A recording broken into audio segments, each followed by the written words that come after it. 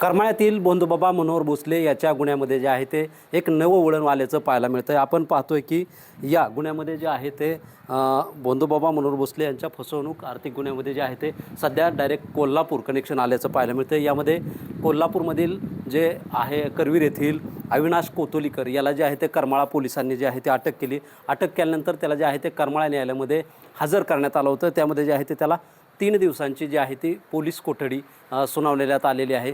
यामध्ये आपण पाहतोय की या संदर्भात जे आहे ते आरोपीचे जे वकील आहेत ॲडव्होकेट कमलाकर वीर यांनी जे आहे ते आरोपीच्या तर्फे जे आहे ते त्यांनी युक्तिवाद केला। तसेच सरकारी पक्षातर्फे जे आहे ते लोणावत वकील यांनी जे आहे तो या संदर्भातला जो काही सर्व युक्तिवाद जो आहे तो करमाळ्यामध्ये केला। यामधील तपास अधिकारी जे आहेत पोलीस उपनिरीक्षक ज्ञानेश्वर दळवी यांनी जे आहे ते या युक्तिवादामध्ये जे आहे ते या गुन्ह्यातील 412 नंबर या गुन्ह्यातील जो 2 नंबरचा आरोपी आहे त्याच्याशी जे आहे ते या अविनाश कोतोलीकरचे जे आहे ते आर्थिक देवाणघेवाणीचा देखील आरोप केला असून त्याचे एकमेकाशी कॉल झाल्याचा CDR देखील जो आहे तो पुरावा म्हणून कोर्टामध्ये सादर केला होता। याच पुराव्यानुसार जे आहे ते करमाळा पोलिसांनी जे आहे ते अविनाश कोतोलीकर याला जे आहे ते आरोपी करण्यात आला असून या संदर्भात जे आहे ते आपण पाहतोय की अविनाश कोतोलीकर हा करवीरचे शिवसेना शिंदे गटाचे आमदार चंद्रदीप नरके यांचे मुंबईतील मंत्रालयातील जे आहे ते काम पाहण्याचं काम जो आहे तो हा करत असल्याची देखील माहिती मिळते।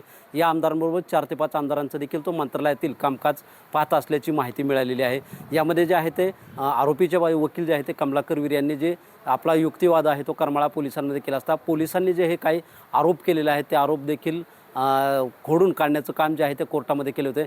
ह्या आमचा जो आरोपी आहे तो या संदर्भात या घटनेमध्ये कुठल्याही प्रकारचा घेता येत नाही असा देखील युक्तिवाद त्यांनी करमाळा न्यायालयामध्ये केल्यानंतर मात्र करमाळा न्यायालयाने जे आहे ते अविनाश कोतोलीकर याला जे आहे ते 3 दिवसांची पोलीस कोठडी सुनावली असून बंधुबाबा मनोहर भोसले याच्या विरोधात जे आहे ते तब्बल 5 गुन्हे दाखल आहेत। यामध्ये जे आहे ते जादूटोणा व फसवणुकीचे 4 गुन्हे व लैंगिक अत्याचाराचा असे एकूण 5 गुन्हे जे आहेत ते त्याच्यावरती दाखल असून यामध्ये 4 गुन्ह्यांमध्ये जे आहे ते मनोहर भोसले व त्याच्या साथीदारांना न्यायालयीन कोठडी जी आहे ते सुनावली आहे। लैंगिक अत्याचाराबाबत जे आहे ते पोलीस प्रशासनाकडून या गुन्ह्यासंदर्भात जे आहे ते अद्याप प्रकारचे कुठल्या संदर्भात जी माहिती आहे ते माध्यमांना देखील देत नसल्याची देत नाहीत। त्यामुळं या गुन्ह्यामध्ये काय तपास झाला हे देखील माहिती मिळाली नाही। यामध्ये या प्रकरणाचा जो आहे तो करमाळा पोलिसांकडून जो आहे तो सखोलपणे जो आहे तो तपास केला जातो आहे। दिवसेंदिवस वेगवेगळे जे गुन्ह्यामधील काय माहिती आहे ते समोर येते ते तपासण्याचं काम सध्या करमाळा पोलिसांकडून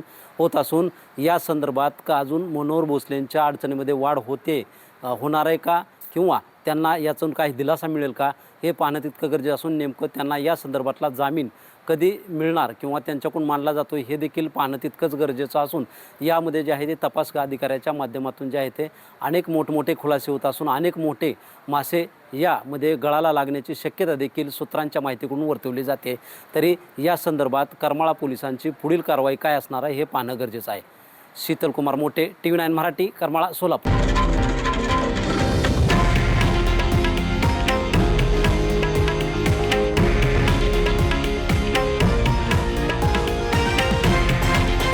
हे आहे देशातील नंबर 1 न्यूज नेटवर्क आणि आपण पाहत आहात TV9 मराठी, एकमेव।